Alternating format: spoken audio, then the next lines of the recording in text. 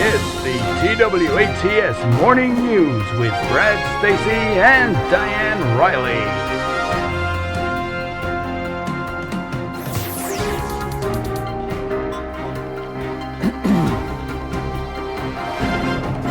Welcome to the Morning News on April 1, 2016, and we start today with the remarkable news that electric cars are going to be phased in as the only road-based form of transport in Europe. A leaked document obtained by TWATS News has shown that from 2019 there will be no gas or diesel cars allowed on European roads, and the electric cars will be driven by computer only. The document states that the intention will be to drastically cut pollution whilst increasing road safety and boosting the European economy. That's right, Brad, but there's seemingly a controversial side to this in that all motorbikes will have to be taken off the road due to their inability to be driven by computer, with the single exception of motorbikes with sidecars. We expect many motoring communities in Europe to react harshly to the news, although many Europeans themselves are used to being dictated to already. We asked Jeremy Clarkson, former boxer and presenter of the Top Gear car show, for a few words about this situation, to which he replied, and I quote, "Electric cars are crap, but I'm pleased to hear about the motorbikes."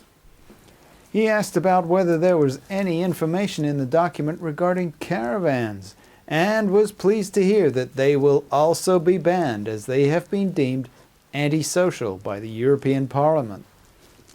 A colleague of Mr. Clarkson is quoted as saying, "Cocking Nora." We'll have a translation on that later, Diane. In other news today, the United Kingdom's Cabinet Office briefing room, otherwise known as COBRA, is to be renamed after it was criticized for not sounding hard enough to bad guys. A think tank has been formed at a cost equivalent to $100 million in order to come up with a more punchy name. Yes, Diane. A spokesman told us that image is everything and went on to say that the word rattlesnake was going to be used as the next acronym. However, the team were unable to fit the first letters of any of the words into the acronym rattlesnake and decided to settle on an equally dangerous animal with a shorter name. And what name did the think tank come up with, Brad? Well, the spokesperson told me they've settled for one of the most dangerous animals in Africa: the hippopotamus. So from now on, the former cobra will be known as hippopotamus, or hippo for short. The think tank will decide on the letters to be used within that acronym at a later date. However, the general consensus for the first two letters seems to be high intelligence. Talking of high intelligence, TWATS News has received reports regarding the ongoing debate about sugar. The International Food Science Research Academy has been researching sugar fact and fiction for the last 5 years, recently stating that refined white sugar is one of the healthiest superfoods you can put into your body. Unbeknown to all of us, it is apparently packed with valuable vitamins, minerals, and protein that everybody needs.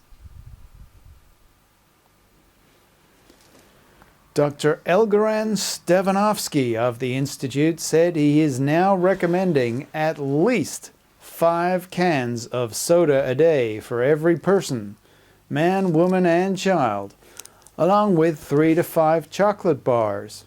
He went on to say that sugar causes a scientifically proven health spike, which amongst other things improves cardiovascular health, corrects vision defects, and can cure up to 100% of patients with type 1 and type 2 diabetes. Totally amazing news, Brad.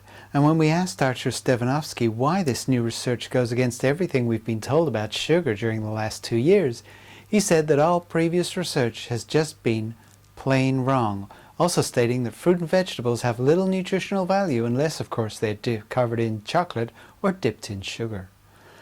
So, the general consensus is, if you want to stay fit, If you want to stay young and if you want to stay healthy, eat as much sugar as you can. Well, I guess many people are already doing that, Brad.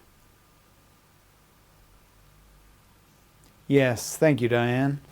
So remember, your 5 a day consists of sweet drinks, sugar cubes, and as much candy as you can lay your hands on. Well, I guess that makes you one of the healthiest guys on the planet, Brad. Yes, Diane, it does. Whilst conversely, it makes you one of the sickest. And on that note, we'll bring this program to a close, but we'll be back at 6 with the evening news, if Diane survives the day. Well, it's goodbye from me. And it's goodbye from her.